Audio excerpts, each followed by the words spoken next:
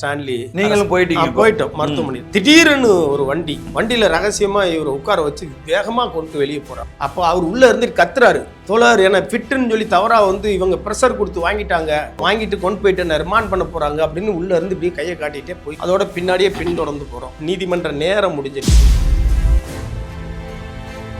நடுநேரம் இருந்தாரு. ரொம்ப பொறுமையா நிதானமா அனைத்தையுமே படிச்சாரு. அவங்க தரப்பு கருத்துக்களை படிச்சாரு. அதாவது நீதியரசர். ஆமா. அவர் என்ன செய்யறாருன்னா, அந்த தட்டச்சில இப்படி அடிச்சிருக்கீங்க, இவர் இந்த வார்த்தைகளை பயன்படுத்திருக்காரு, இந்த வார்த்தைகளை எந்த இடத்துல பயன்படுத்திருக்காரு காட்டுங்க. அப்படியே எல்லாத்தையும் அணுவா பார்த்தார். நாங்க கொடுத்த அனைத்து முன்னோடி தீர்ப்பு ஒவ்வொன்றும் 70 பக்கம் 80 பக்கம் உச்ச நீதிமன்ற உயர் நீதிமன்ற தீர்ப்பு. அதை வாங்கி வச்சுட்டு வெளியில இருங்கன்னு சொல்லி திருப்பி பொறுமையா படிச்சார். என்ன யூடியூபர்ஸ் சொல்லக்கூடாது, அவர்களும் ஜேர்னலிஸ்ட், அவர்களும் ஊடகவியலாளர். இன்னைக்கு சோழன் சொல்வீச்சு இருக்குன்னா இது ஒரு ஊடகம் தான். யூடியூப்னு சொல்லிட்டு குறுக்கிலாம் பார்க்கும். அப்போ ஃபெலிக்ஸ் அவர் ஏற்கனவே பல்வேறு புகழ்பெற்ற பல்வேறு ஊடகங்களில் பணி செஞ்சிருக்காரு. இன்னைக்கு ரெட் பிக்ஸை நிறுவி கிட்டத்தட்ட 2.5 மில்லியனுக்கு மேலே நினைக்கும் ஒரு பெரிய ஊடகம் தான். அப்படி இருக்கும் பொழுது அவங்களையெல்லாம் கையாளுறதுல அரசு இவ்வளவு கடுமை காட்ட வேண்டிய தேவை இல்லை. ஒரு நபர் மீது ஒரே குற்றச்சம்பவத்துக்காக 10 வழக்கு போடுவீங்களா? 10 தடவை நீதிமன்ற காவலுக்கு உட்படுத்துவீங்களா? 10 தடவை கைது செய்வீங்களா? 10 தடவை கைப்பற்றுதல் செய்வீங்களா? 10 தடவை காவல் விசாரணைக்கு எடுத்து விசாரிப்பீங்களா? இது சட்டப்படி தவறு. இவரை நான் இந்த வழக்கிலேயே நீதிமன்ற காவலுக்கே உட்படுத்த மாட்டேன்னு சொல்லி தள்ளுபடி செஞ்சு அனுப்பிவிட்டார். ரிஜெக்ஷன் ஆஃப் ரிமாண்டையே ரிஜெக்ட் பண்ணி அனுப்பினார்.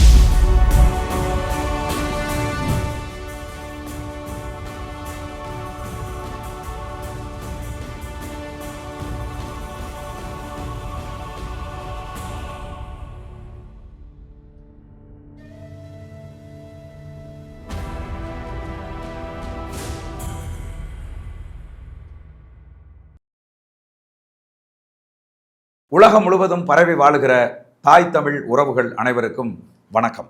இன்னைக்கு நம்முடைய சோழன் சொல்வீச்சு வலையொலியில் தமிழ் வழக்கறிஞர் பேரவையினுடைய மாநில ஒருங்கிணைப்பாளர் மதிப்புக்குரிய தோழர் ஜான்சன் அவர்களை சந்தித்து பேச இருக்கிறோம். தோழர் வணக்கம். வணக்கம். ஊடகவியலாளர் ஃபெலிக்ஸ் அவர்கள் திடீரென்று அதிகாலையில் கைது செய்யப்பட்டார். விஜயனுடைய பயணத்தில் கரூரில் ஏற்பட்ட கொடும் துயரை அவர் அரசுக்கு எதிராக திருப்பி விட்டார். அவர் ஒரு அவதூறை பரப்பினார் அப்படின்னு அவர் கைது செய்யப்பட்டார். உண்மையில் நடந்தது என்ன தோழர்? கடந்த ஆண்டு இது போன்றே அவர் கைது செய்யப்பட்டார். வேறொரு வழக்கில் சவுக்கு சங்கரோட தொடர்புடைய பெண் காவலர்களை இழிவுபடுத்தி பேசிவிட்டார்கள் என்ற குற்றச்சாட்டின் பேரில் அவர் கைது செய்யப்பட்டார், சிறையில் அடைக்கப்பட்டார். அந்த வழக்கில் நீண்ட நெடுங்கால சிறையில் இருக்க வேண்டிய நிலை ஏற்பட்டுச்சு. ஒரே ஒரு குற்றச்சம்பவத்தை அடிப்படையாக வைத்து பல்வேறு வழக்குகள் பல ஊர்களில் தொடுக்கப்பட்டன. திருச்சி, கோயம்புத்தூர், சென்னை. அதே போன்றே தற்பொழுதும் ஒரு பேட்டியை அடிப்படையாக வைத்து தான் இந்த வழக்கு தொடுக்கப்பட்டது. கரூர் நிகழ்வு நாடறிந்த ஒரு கசப்பான ஒரு நிகழ்வு. அந்த நிகழ்வில் அவர் மொத்தம் 6 காணொலி காட்சிகளை அவருடைய வலையொலியில் பதிவேற்றம் செய்திருக்கார். 6 காணொலி காட்சிகள். 6 காணொலி காட்சிகளிலும் நேர்மறையான விடயங்களும் பரிசீலிக்கப்படுகின்றன, எதிர்மறையான விடயங்களும் பரிசீலிக்கப்படுகின்றன. அப்போ பல்வேறு ஊடகங்கள், ஒரு நாடறிந்த டைம்ஸ் ஆஃப் இந்தியா, த ஹிந்து, ஏன் திமுகவுக்கு ஆதரவாக இருக்கக்கூடிய தினகரன், இன்னும் பல்வேறு நாளிதழ்களில் ஊடகங்கள் வந்த செய்திகளை அவர் அலசுறார் இன்னொருவரோட உட்கார்ந்து. அதே போன்றே கூடுதல் காவல்துறை தலைவர் அவர் அளித்த ஒரு பேட்டி குறித்து அப்படின்னா பல விஷயங்களை அந்த பேட்டியில் அவர் அலசி ஆராயிறார். அப்போ நல்ல விடயங்களையும் சொல்கிறாரு, அதற்கு எதிரான விடயங்களையும் சொல்கிறாரு. விஜய் குறித்த விமர்சனங்களும் பதிவேற்றம் செய்யப்பட்டுள்ளன. அரசு குறித்த விமர்சனங்கள் பதிவேற்றம் செய்யப்பட்டு பல்வேறு தரப்பிலிருந்து எழுப்பப்படுகின்ற ஐயப்பாடுகளும் அதில் பதிவேற்றம் செய்யப்பட்டிருக்கு. எந்த இடத்துலையும் அவர் தனது சொந்த கருத்தாக இப்படி தான் இருக்குது அப்படின்னு சொல்லலாம். ஒரு நபருடைய ஒரு குரல் பதிவும் பதிவேற்றம் செய்யப்பட்டிருக்கு. அப்போ இந்த அடிப்படையாக வைத்து இந்த ஒரு பரபரப்பு நிகழ்ந்துச்சு பாருங்களேன். அந்த ஒரு எல்லாருமே சமூக வலைத்தளங்களில் ஆளும் அரசுக்கு எதிராக கூக்குரல் இடுற ஒரு சில பதிவுகள் வர ஆரம்பிச்சு சமூக வலைத்தளங்கள். அப்போ சென்னை பெருநகர ஆணையாளர் அலுவலகத்தில் மத்திய குற்றப்பிரிவில் சமூக வலைத்தள பிரிவுன்னு ஒரு பிரிவு இருக்குது. சமூக வலைத்தளங்களில் நடக்கின்ற குற்றங்களை கண்காணிப்பது, நெறிப்படுத்துவது, அது குறித்த வழக்குகளை கையாள்வதற்கும் ஒரு தனி பிரிவு இருக்குது. சரி. அப்போ அந்த பிரிவினர் பார்க்கும் பொழுது முதல் கட்டமாக சகாய் ஜேம்ஸ்னு ஒரு நபரை கைது செய்கிறாங்க. அவர் பாஜகவினுடைய ஆதரவாளர், சில கருத்துக்களை பதிவிடுறாரு. அப்போ ஒரே குற்ற எண்ணில் ஒரே முதல் தகவல் அறிக்கை தான் 55க்கு 2025. அந்த குற்ற எண் 55க்கு 2025. ஒரு சில இந்த அண்மையில் வெளிவந்த நீங்கள் அப்போல்லாம் கடந்த கால இந்திய தண்டனை சட்டம் இருந்துச்சு ஐபிசி, அதுக்கு பதிலாக இப்போ பாரதிய நியாய சங்கீதான் கொண்டு வந்துட்டாங்க, பிஎன்எஸ்ன்னு சொல்கிறாங்க. அப்போ அந்த சட்டப்பிரிவுகளின் கீழ் கலகத்தை தூண்டும் விதத்தில் நடந்து கொண்டனர், தீங்கு விளைவிக்கின்ற கருத்துக்களை சமூகத்தில் பரப்பினர் அப்படிங்கிற மாதிரி சில சட்டப்பிரிவுகளையும், அதே போன்று இந்த தகவல் தொழில்நுட்ப சட்டம் இருக்குது, ஐடி ஆக்ட்னு சொல்லுவாங்க, அதில் சில சட்டப்பிரிவுகளையும் போட்டு தான் இவங்களை கைது செய்கிறாங்க. அப்போ அதிகாலையில் அவர் கைது செய்யப்படுறாரு. கைது செய்யப்பட்டு ஆணையாளர் அலுவலகத்துக்கு கொண்டு செல்லப்படுறாரு. ஆணையாளர் அலுவலகத்துக்கு கொண்டு செல்லப்பட்டு மருத்துவமனைக்கும் கொண்டு செல்லப்படுறாரு. அப்போ அந்த வழக்கை பொறுத்தவரையில் அந்த அடிப்படையாக அந்த வழக்கு குறித்து உங்களுக்கு சொல்லணும்னா, இந்த வழக்கு என்பது வெறும் ஃபெலிக்ஸ் மட்டுமே தொடர்புடைய வழக்கு அல்ல. கரூர் நிகழ்வை ஒட்டி இந்த சமூக வலைத்தளங்களில் அரசுக்கு அல்லது பொது சமூகத்திற்கு ஊறு விளைவிக்கின்ற விதத்தில் அவதூறான கருத்துக்களை, தவறான கருத்துக்களை பரப்புகின்றவர்கள் மீது நடவடிக்கை எடுக்க வேண்டும் என்ற தன்மையில் முதல் தகவல் அறிக்கை ஒன்று பதிவு செய்யப்பட்டு அதில் இவர் 18வது எதிரியாத்தை இவர் சேர்க்கப்பட்டிருக்கார். அப்படி சேர்க்கப்பட்டு அவர் அதிகாலை 4 மணிக்கு காவல்துறையினர் கைது செய்யப்பட்டார். சரி, அதன் பிறகு அதை தொடர்ந்து நடந்த சம்பவங்கள் என்ன? இப்பொழுது அவருக்கு பெயில் கொடுத்துருக்காங்களே நீதிமன்றத்தில். அதாவது கைதுக்குன்னு பல்வேறு சட்ட நடைமுறைகள் இருக்குது. சரி, ஒரு நபரை கைது செய்ய வேண்டுமெனில் 7 ஆண்டுகளுக்கு குறைவான தண்டனை விதிக்கப்படக்கூடிய வழக்குகளில் ஒரு நபர் கைது செய்யப்பட்டால், கைது செய்யப்பட வேண்டிய தேவை இருந்தால், அவருக்கு முன்னாடி 41A பழைய சிஆர்பிஸ்ன்னு சொல்லுவாங்க, குற்றவியல் விசாரணை முறை சட்டத்தினுடைய பிரிவில் 41A, அப்போ அந்த அறிவிப்பு கொடுக்கணும் 41A. அப்படி இல்லைன்னா இப்போ புதுசாக வந்திருக்கிற பிஎன்எஸ்எஸ் படி அதுக்கு நிகரான ஒரு சட்டப்பிரிவின்களை அறிவிப்பு கொடுத்து, உங்களை இந்த வழக்கின் பொருட்டு நாங்கள் விசாரிக்க வேண்டியிருக்கிறது, உங்களை ஏன் நாங்கள் விசாரிக்கக்கூடாது, ஏன் கைது செய்யக்கூடாது, அல்லது உங்கள் தரப்பு கருத்துக்கள் என்னன்னு கேட்கணும். இது பொதுவான ஒரு நடைமுறை, உலகளாவிய அளவில் இது இருக்குது. அமெரிக்காவில் கூட மிராண்டா ரைட்ஸ்ன்னு சொல்லுவாங்க, மிராண்டா உரிமைகள். அப்போ மிராண்டா எதிர் அரிசோனா மாநிலம்னு ஒரு வழக்கு இருக்குது. ஒரு நபரை கைது செஞ்சால், உங்களை நாங்கள் கைது செய்திருக்கிறோம், கைது குறித்து நீங்கள் கருத்தை தெரிவிக்கலாம், தெரிவிக்காமல் இருக்கலாம், நீங்கள் சொல்கிற கருத்து எதிராக கூட முடியலாம். இப்போ இந்தியாவிலேயும் டிகே பாஸ் வழக்குன்னு அதுக்கு நிகரான ஒரு மேற்கு வங்காள அரசுக்கு எதிரான டிகே பாஸ் என்பவர் தொடுத்த வழக்கு இருக்குது. அப்போ அதே போன்று இந்த அர்னேஷ்குமார்னு ஒரு முன்னோடி தீர்ப்பு, அந்த முன்னோடி தீர்ப்பில் தான் சொல்கிறாங்க, எவரொருவரையும் 7 ஆண்டுகளுக்கு குறைவான தண்டனை விதிக்கப்படக்கூடிய வழக்குகளில் ஒருவர் குற்றம் சாட்டப்பட்டால், வழக்கு இருந்தால் அவரை நீங்கள் அழைத்து விசாரிங்க, எடுத்த உடனே கைது செய்யாதீங்கன்னு சொல்கிறாங்க. அப்போ எடுத்த உடனே கைது செஞ்சுட்டாங்க. கைது குறிப்பாணையை உங்களது குடும்பத்தினருக்கு தெரிவிக்கணும். அப்போ கைது குறிப்பாணை என்பது நண்பர்களுக்கு பின்னர் அவர் மனைவிக்கு ஒரு குறுஞ்செய்தி அனுப்புகிறாங்க. அந்த கைது தகவல், அரெஸ்ட் இன்டிமேஷன், அதுக்கடுத்து கைது குறிப்பாணையை கைது செய்யப்பட்டவருக்கு வழங்கணும், அரெஸ்ட் மெமோ. அதை இரவு அந்த நீதிமன்ற அந்த நீதிபதியினுடைய வீட்டு முன்பு வச்சு தான் கொடுத்தாங்க. இரவு 8:30 9 மணிக்கு தான் அதை கொடுத்தாங்க. ஓகே. அப்போ கைது குறிப்பாணை வழங்குவதிலும் கைது குறித்த தகவல் தெரிவிப்பதிலும் தாமதம். மற்றபடி அறிவிப்பு அனுப்பவே இல்லை, அனுப்பாமலே கைது செஞ்சுட்டாங்க.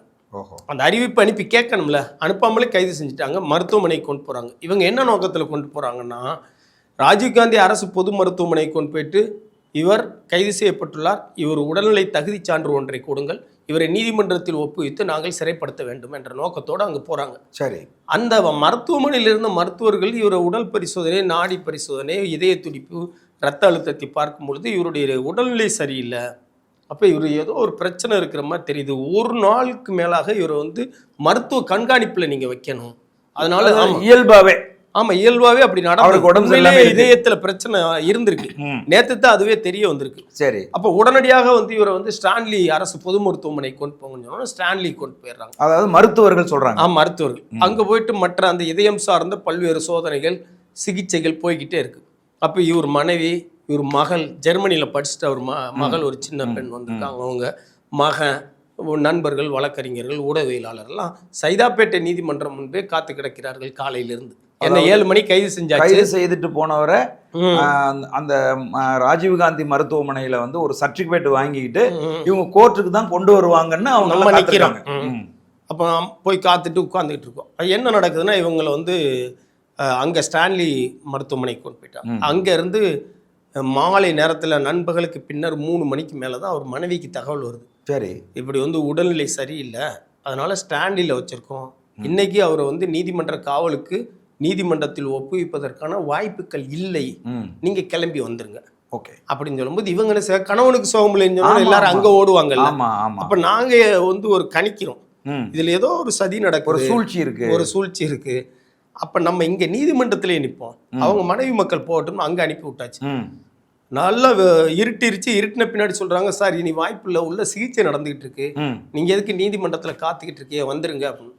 அப்ப நம்ம போயிட்டு ஸ்டான்லி இந்த நேரத்துல ஒரு மாலை ஒரு 7 மணி 7:30 மணிக்கு மேல உட்கார்ந்துகிட்டு இருக்கோங்க ஸ்டான்லி. நீங்களும் போயிட்டோம் மருத்துவமனை. திடீர்னு ஒரு வண்டியில ரகசியமா இவரை உட்கார வச்சு வேகமா கொண்டு வெளியே போறாங்க. ஓ.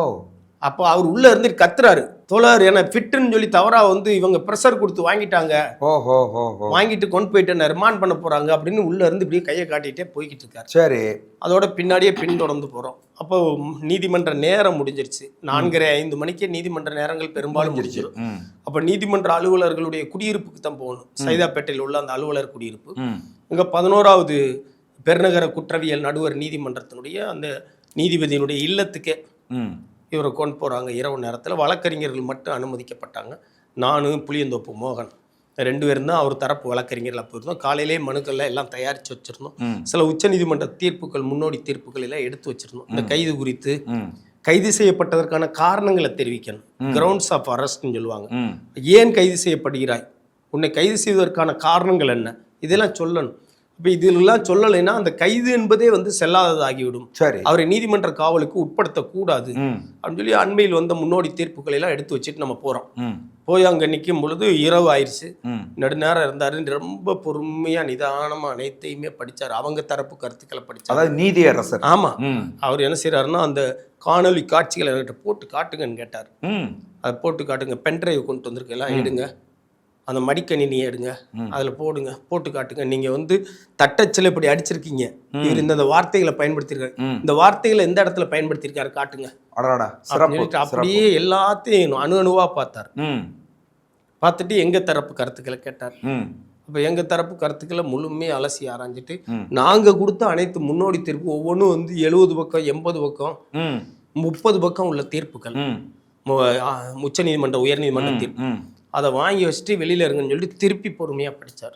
சிறப்பு சிறப்பு. அப்போ படிச்சுட்டு அவர் என்ன செய்கிறாருன்னா அடுத்து அந்த காவல்துறையினுடைய ஒரு துணை ஆணையர் நிலையிலான அதிகாரி ஒருவர் வந்திருந்தார். அவ்வளோ பெரிய பொறுப்பில் உள்ளவங்க வந்து பெரிய 2 பேர் வந்து இருந்தாங்க.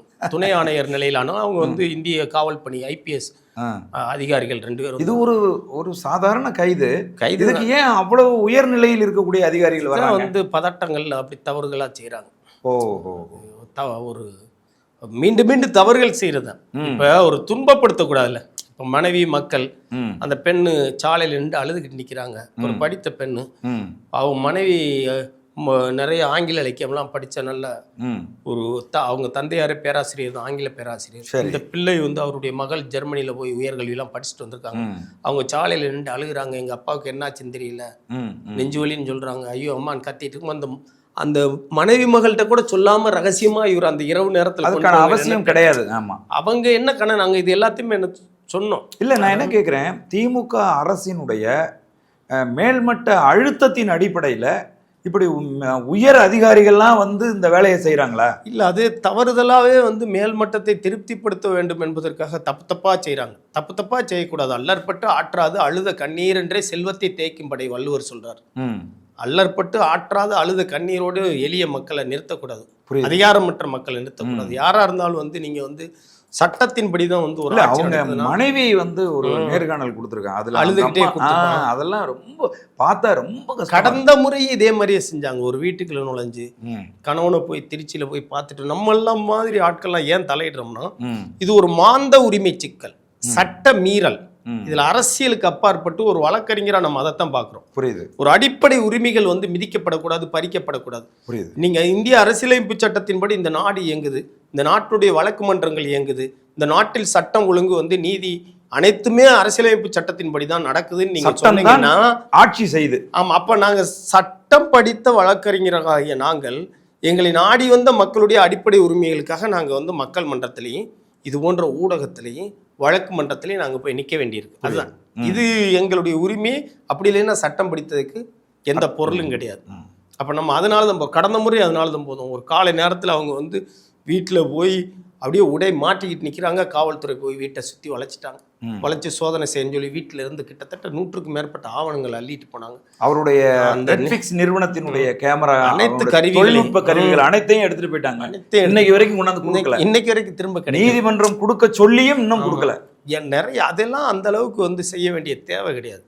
ஒரு ஆட்சியில் உள்ளவங்க வந்து நம்ம முதலமைச்சருடைய தந்தையார் வந்து வள்ளுவருக்கு 103 அடியில் வந்து சிலை வைக்கிறார். குறளோவியம்னு புத்தகம் எழுதுறாரு. அப்போ நீங்கள் அதே மாதிரி ஆட்சி நடத்தணும். வள்ளுவர் கோட்டம் கட்டுறாரு. நீங்கள் வள்ளுவர் சொன்ன மாதிரி செங்கோன்மையான ஆட்சி இல்லை கொடுங்கோன்மையான ஆட்சியாக மாறிடக்கூடாது. அதனால தான் நம்ம வந்து இடிப்பார் இல்லாத ஏமரா மன்னன் கெடுப்பார் இல்லான்னு கெடு இடித்துரைப்பவர்களாக தான் நம்ம வர்றோம்.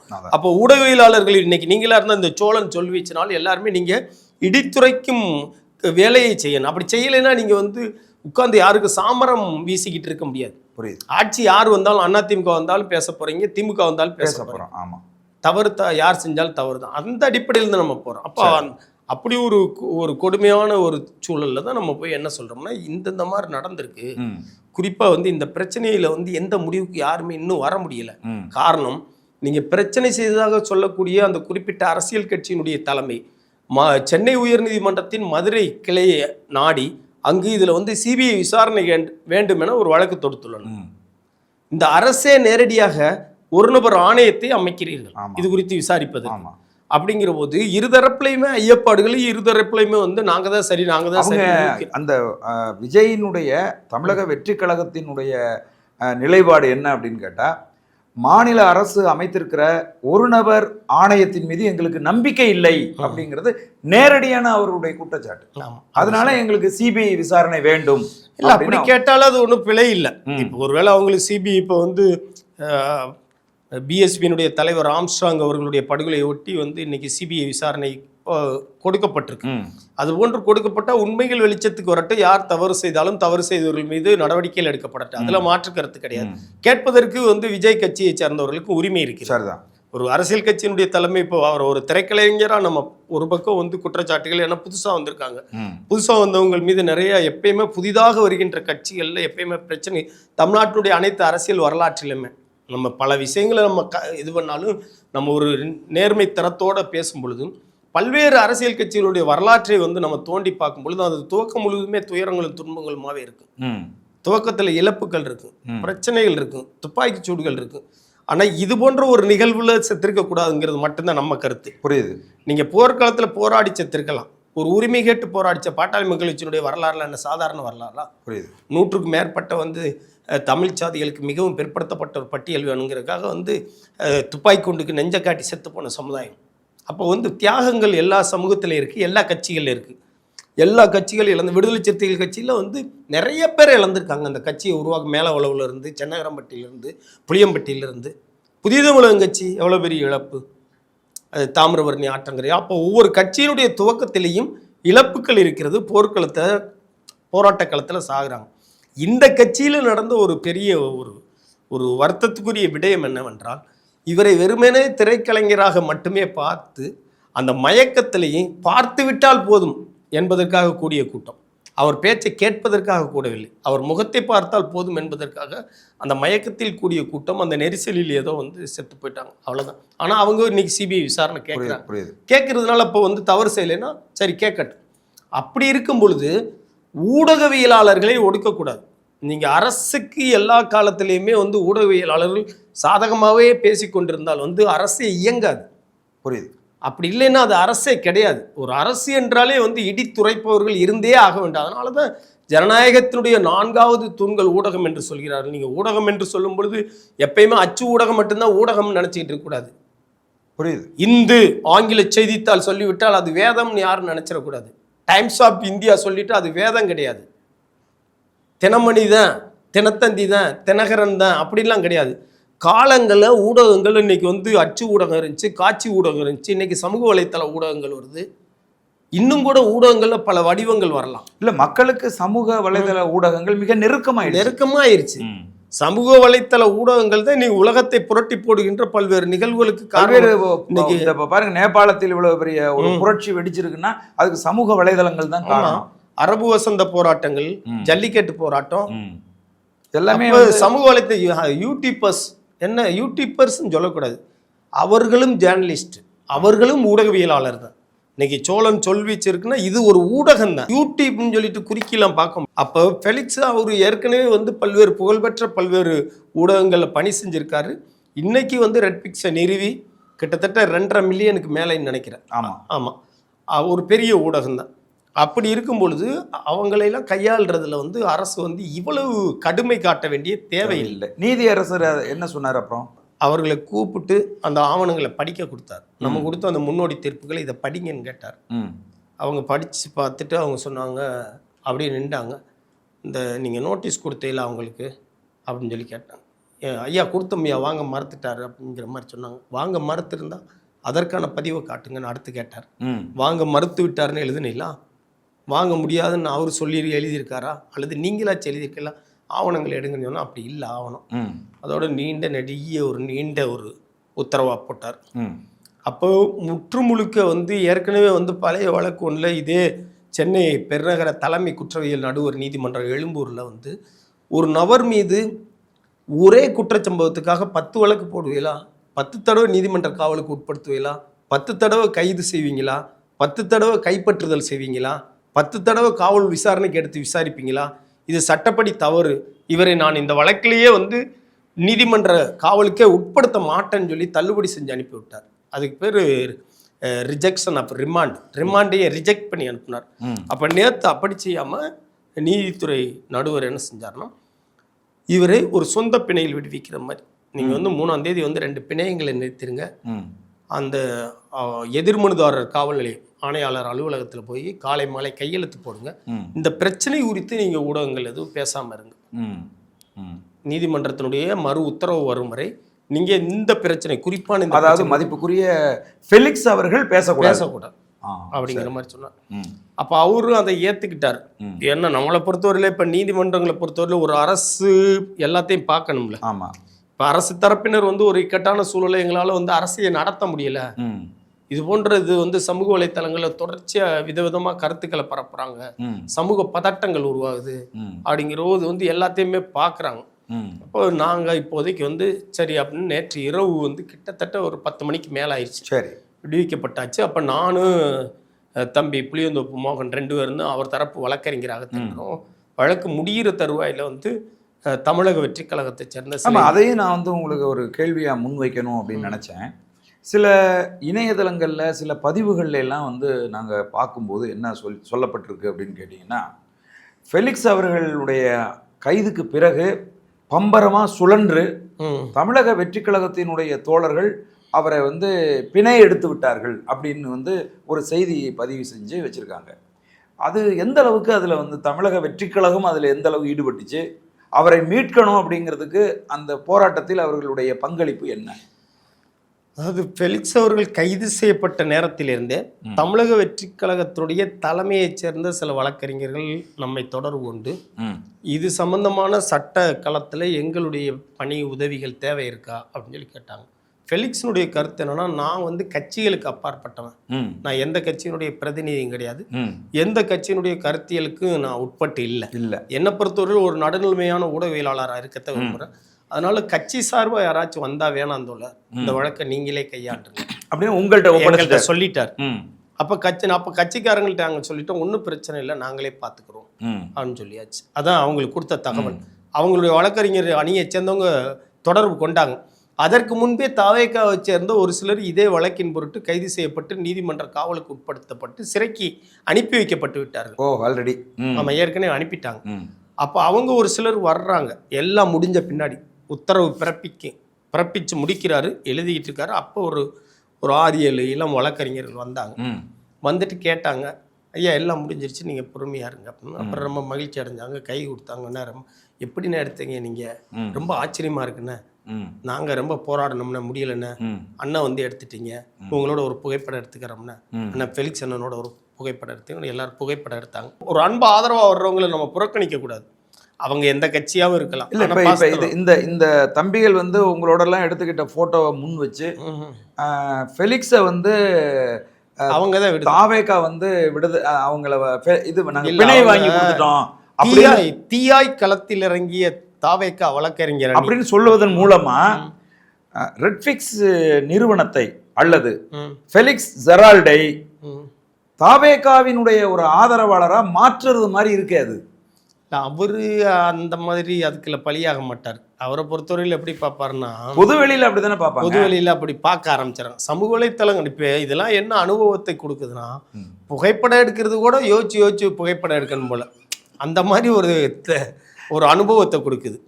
அப்போ புகைப்படங்கள் தான் தோழர் இங்க பல்வேறு சிக்கல்களை உருவாக்குது. அப்போ செய்தியை போட்டவங்க என்ன செஞ்சிருக்காங்கன்னா, அண்ணன் ஃபெலிக்ஸ் அவர்கள் இன்று மாலை நீதிமன்றத்தில் ஒப்புவிக்கப்பட்டு பின்னர் விடுவிக்கப்பட்டார். அவருக்கு இந்தந்த வழக்கறிஞர்கள் வந்து இந்த பிரச்சனைகள் நாங்கள் எங்களுடைய வாழ்த்துக்களையும் அன்பையும் தெரிவித்து விடைபெற்றோம் அப்படின்னு சொல்லிட்டு தாவேக்கா வழக்கறிஞர் அணி அப்படின்னு போட்டா பக்குவமான பதிவு. அதைத்தான் நம்ம விமர்சனம் பண்றோம். அதாவது யாரை கடிச்சு கொதறன்னு தெரியல, எல்லா கட்சிகளும் வந்து நம்ம கட்சிகள் தான், எல்லா தலைமைகளும் ஏதோ ஒரு விதத்தில் நமக்கு வேண்டியவர்கள். மக்களுக்கு நல்லது செஞ்சா எல்லாரையும் வந்து வரவேற்க போறோம், வாழ்த்த போறோம், போற்ற போறோம். ஆனா பக்குவம்ங்கிறது முதன்மையானது. அணுகுமுறை, கண்ணோட்டம் சொல்லுவார் வள்ளுவர். அப்போ அந்த அணுகுமுறை வேணும், எல்லாத்துலேயுமே ஒரு அணுகுமுறை வேணும். அந்த அணுகுமுறையில் தான் இருக்குது. அந்த பக்குவப்படுத்தப்படாத ஒரு தொண்டர்களாக இருக்கிறதுனால தான் இன்றைக்கி தலைகுனிஞ்சு நிற்க வேண்டியிருக்கு. தொண்டர்கள் பக்குவப்படுத்தப்பட வேண்டும், தொண்டர்கள் அரசியல் படுத்தப்பட வேண்டும், தொண்டர்கள் நெறிப்படுத்தப்பட வேண்டும், ரசிகர்கள் தொண்டர்களாக மாற்றப்பட வேண்டும். அப்படி சொல்லிடலாம் மொத்தத்தில். ஆமாம், மொத்தத்தில் அப்படி சொல்லிட்டீங்கன்னா நல்லா. ரசிக மனோபாவம் என்பது அரசியலுக்கு உகந்தது அல்ல, அரசியலுக்கு அது சரியாக அமையாது. அப்போ அதனால் அப்படி சில பதிவுகளை போட்டிருந்தாங்க. அந்த பதிவுகளை எடுத்து வெட்டி ஓட்டி திமுகவினுடைய வந்து இணையதள பிரிவினர் வந்து போட்டு, பார்த்தீர்களா ஃபெலிக்ஸ் இன்னாரு, விஜய் இன்னாரு, அந்த தொடர்பு இந்த தொடர்பு எல்லா தொடர்பும் சங்கிக்குள்ள போயிடுச்சு. இப்போ என்ன பிரச்சனை அப்படின்னு கேட்டிங்கன்னா, நாளைக்கு நான் நினைக்கிறேன் உங்களுக்கு வழக்காடு மன்றத்திலேயே இது ஒரு ஒரு ஒரு செய்தியாக வந்து நிற்கும். ஆமாம், புரியுதா உங்களுக்கு? இவர் வந்து விஜயினுடைய ஒரு ஆளு அப்படிங்கிற ஒரு இதை வந்து அது வந்து ஏற்படுத்தும். அதை அந்த தம்பிகள் செய்திருக்க கூடாது. ஏன்னா அவர் ஒரு ஊடகவியலாளர். குறிப்பா வந்து எனக்கு நீண்ட நாட்கள் வந்து எனக்கும் அவருக்கும் பழக்கம் இருக்கு. அப்போ அப்படி இருக்கும்போது இதை வந்து நீங்க அரசியல் ஆக்குறதுக்கு பாருங்க, அது தப்பு, அது தவறு. அது வந்து ஃபெலிக்ஸுக்கு ஒரு பெரிய பாதிப்பு. எங்களை மாதிரி ஆளுக்க பிரச்சனை கிடையாது. நான் ஒரு வழக்கறிஞர். நான் இப்போ வந்து எல்லா களத்திலையும் சமூகம் சார்ந்த விடயங்கள், மனித உரிமைகள் சார்ந்த விடயங்கள், காவல்துறையினுடைய அடக்குமுறை ஒடுக்குமுறை, ஏழை எளிய மக்களுக்கு வருகின்ற பிரச்சனைகள், வந்து இந்த மாதிரி வந்து காவல் நிலைய மரணங்கள், காவல் நிலைய சித்திரவதைகள், மக்கள் போராட்டங்களில் நடத்தப்படுகின்ற வந்து அரச வன்முறை, எது போன்ற வழக்குகளாக இருந்தாலும் உயர்நீதிமன்றத்திலோ மற்ற வழக்கு மன்றங்களோ நம்ம போவது வருவது இயல்பானது. அதில் கட்சிகள் பார்க்கறது கிடையாது. புரியுது. அப்போ தமிழ் தேசிய களத்தில் குறிப்பாக ஈழ ஆதரவு இது போன்ற எல்லா களங்களையும் நம்ம பயணிச்சுக்கிட்டு தான் இருக்கோம். அப்போ ஏதோ வந்து ஒரு தம்பிகள் கொஞ்சம் பேர் ஒரு ஆர்வம் மிகுதியில் ஒரு கூடுதலாக அவங்கள வந்து அவங்க தலைமைக்கிட்ட நாங்கள் தான் போய் எடுத்தோம்னு சொல்றதுக்காக கூட ஒரு ஒரு நம்பிக்கை உருவாக்குற வளர்கிற கட்சி இல்லை. ஆமாம், ஒரு தவறாக கூட செஞ்சிருக்கலாம், அது ஒரு பிரச்சனை இல்லை. ஆனால் நீங்கள் சொல்கிற மாதிரி ஒரு ஊடகவியலாளரை கொண்டு போய் ஒரு இதுக்குள்ள ஒரு டப்பாக்குள்ள அடைக்கிற வேலை மாதிரி அது வந்து தவறு அப்படின்னு. சரி, இப்போ இந்த வழக்கில் இப்போ என்ன கண்டிஷன்ஸ் கொடுத்துருக்காங்க? நிபந்தனை தினமும் காலை மாலை கையெழுத்திட வேண்டும். வருகின்ற 3ஆம் தேதி வந்து 2 பிணையங்களை நிறுத்த வேண்டும். இந்த பிரச்சனை குறித்து இந்த குறிப்பாக இந்த நெரிசல் மரணங்கள் மற்றும் அது தொடர்பான சிக்கலான சர்ச்சையான கருத்துக்கள் குறித்து வலையொலிகளில் அவர் பேசக்கூடாது, ஊடகங்களில் அவர் பேசக்கூடாது அப்படிங்கிற நிபந்தனை. ஏன்னா அவர் அதில் குற்றஞ்சாட்டப்பட்டார். இது பொதுவாக விதிக்கப்படுற நிபந்தனை தான். அதனால ஊடகங்களுக்கு நம்ம என்ன சொல்லுவோம்னா, எல்லாருமே வந்து அந்த கருத்துக்களை சொல்லும் பொழுது சொல்லுக சொல்லை பிரிதோர் சொல் அச்சொல்லை வெல்லும் சொல் இன்மை அறிந்து. அப்போ ஒரு சொல்கிறோம்னா அந்த சொல்லை வந்து இன்னொரு சொல் வெல்ல முடியாத அளவுக்கு நம்ம சொற்களை வந்து பயன்படுத்தணும் பொதுவாகவே. அப்போ நம்ம சோழன் சொல்வீச்சு உட்பட நம்ம களத்தில் உள்ள இந்த தமிழ் தேசிய களத்தில் பயணிக்கின்ற அனைத்து தோழர்களுக்குமே வந்து ஒரு சட்ட களத்தில் இருக்கின்ற ஒரு வழக்கறிஞராகவும் ஒரு நண்பராகவும் தோழமையாகவும் நான் என்ன சொல்ல விரும்புவேன்னா, சர்ச்சையான நேரங்களில் சட்டத்திற்கு அப்பாற்படாமல் ஒரு கருத்துக்களை வந்து மக்கள் மத்தியில் பரபரப்பூட்டாமல் கவனம். ஏன்னா அரசு என்ன செய்கிறாங்கன்னா, அவங்க தரப்புல இருந்து எவ்வளோ கேவலமாக கெட்ட வார்த்தைகளால் நம்மளை திட்டுவாங்க, கெட்ட வார்த்தைகளால் உங்களை திட்டுவாங்க, அசிங்கப்படுத்தி பேசுவாங்க, வன்முறையை தூண்டுற மாதிரி பேசுவாங்க, எல்லா விதமானதையும் செய்வாங்க. அவங்கள தடவி கொடுத்துக்கிட்டு தட்டி கொடுத்துக்கிட்டு ஆறுதல் கொடுத்துக்கிட்டு தலையை தடவிக்கிட்டு அவங்களுக்கு தேவையான வந்து சலுகைகளையும் செஞ்சு கொடுத்துக்கிட்டு அரசு மட்டங்களில் உள்ளவங்க வேடிக்கை பார்த்துட்டு இருக்காங்க. இதே எதிர்மட்டத்தில் உள்ள நீங்கள் வந்து ஒரு சும்மா ஒரு நாக்கு பிறழ்ந்து ஒரு வார்த்தை சொல்லிட்டேன்னா கூட உங்களை பிடிச்சி உள்ளே போடுறது ஒடுக்கிறது. இல்லை அப்படித்தான் இப்போ இந்த விஜயினுடைய சிக்கலில் கூட நீங்கள் வந்து பார்த்தீங்க அப்படின்னு சொன்னால் விஜய்க்கு ஆதரவு நிலைப்பாட்டில் பேசுகிறவங்க எல்லாரையும் வந்து கைது செய்கிறாங்க. விஜய்க்கு எதிராக, அதாவது விஜய்க்கு ஆதரவாக திமுகவுக்கு எதிராக பேசுகிற அண்ணாமலையை ஏன் கைது செய்யலை சொல்லுங்க? அவர் என்ன பேச்சு பேசுறாரு? ரங்கராஜ் பாண்டே நேரடியா குற்றம் சுமத்துறாரு அரச, நேரடியா வந்து இல்ல செந்தில் பாலாஜியை தொடக்கத்திலிருந்தே இப்ப எப்படின்னா திமுக ஆதரவு தரப்பினர்னு ஒரு தரப்பினர் இருக்காங்கல்ல, அதாவது சங்கிகளுக்கு எதிரான யுத்தங்களை நாங்கள் நடத்தி கொண்டிருக்கிறோம் சொல்ற ஒரு கூட்டம் இருக்கு. அந்த கூட்டத்தினர் வந்து இந்த பார்ப்பன பாசிசத்திலிருந்து இந்தியா தமிழ்நாட்டை காப்பதற்கு நாங்க தான் முன்னணி போர்ப்படை, எங்களுடைய முன்னணி போர்ப்படையில் ஒரு பெரிய அரணா இருக்கிறது திமுக தான் சொல்றாங்கல்ல. இவங்க எல்லாருமே இது போன்ற கேள்விகளுக்கு பதில் சொல்ல மாட்டாங்க. ஒரு காலத்துல எஸ்வி சார் மீது மிகப்பெரிய குற்றச்சாட்டு வந்துச்சா, பெண்களை பேசிட்டாரு கொண்டாரு அப்படின்னு சாதி சார்ந்து இப்படிலாம் பேசுவாங்க. அதே எஸ்வி சாருடைய தந்தையார் பேர்ல வந்து ஒரு சாலைக்கு பேர் வச்சுட்டாங்க, அவங்க தந்தையாருடைய பேர்.